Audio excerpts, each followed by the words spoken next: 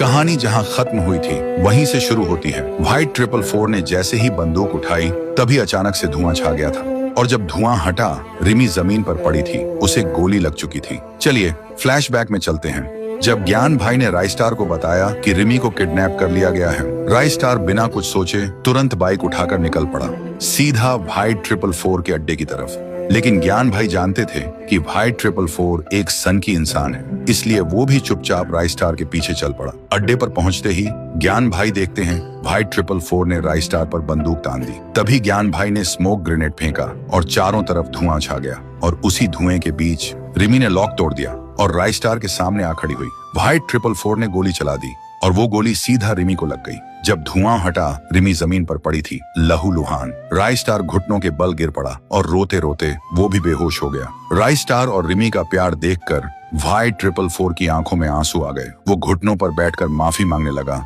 और बिना वक्त गंवाए रिमी को अस्पताल ले गया। डॉक्टर ने कहा, गोली साइड से निकल गई है, खतरा टल गया है, वो सिर्फ बेहोश है। दूसरी तरफ ज्ञान भाई ने सिमी को सारी कहानी बताई। सिमी सब कुछ सुनकर समझ गई राइस्टार कभी उसका नहीं हो सकता। अस्पताल में रिमी को होश आता है। वो इधर उधर देखती है लेकिन राइस्टार नहीं दिखता। सामने सिर्फ व्हाइट 444 होता है। रिमी गुस्से में पूछती है, राइस्टार कहाँ है?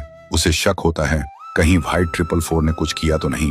व्हाइट 444 कहता है, रिमी आओ मेरे साथ, और रिमी बिना कुछ पूछे उसके साथ चल देती है।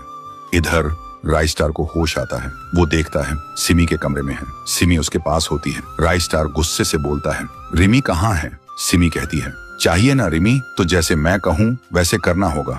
राइस्टार बिना सोचे हाँ कर देता है। सिमी उसे एक ड्रेस देती है और कहती है, ये ड्रेस पहनकर क्लॉक टावर जाओ, वहीं मिलेगी रिमी, इन्हीं कपड़ों में। राइस्टार बिना कुछ बोले निकल पड़ता है। वहीं दूसरी तरफ व्हाइट 444 रिमी को तैयार करवा रहा होता है। ज्ञान भाई भी वहां होते हैं। रिमी के मन में आता है, कहीं ज्ञान भाई से तो मेरी शादी नहीं करवा रहा। थोड़ी देर बाद राइस्टार क्लॉक टावर पहुंचता है। देखता है सारी शादी की तैयारी हो चुकी है। वो हैरान हो जाता है, ये सब क्या है? व्हाइट 444 कहता है, ये सब मेरी बहन सिमी का प्लान था। अस्पताल में उसने ही मुझसे कहा था ये सब करने को। राइस्टार मुस्कुराता है और फिर शादी हो जाती है रिमी और राइस्टार की। व्हाइट 444 और ज्ञान भाई दोनों खुशी से झूम उठते हैं, लेकिन सिमी घर में अकेली रो रही होती है क्योंकि वो जानती थी राइस्टार कभी मेरा नहीं हो सकता। तो दोस्तों, आपको ये कहानी कैसी लगी? कमेंट करके जरूर बताना।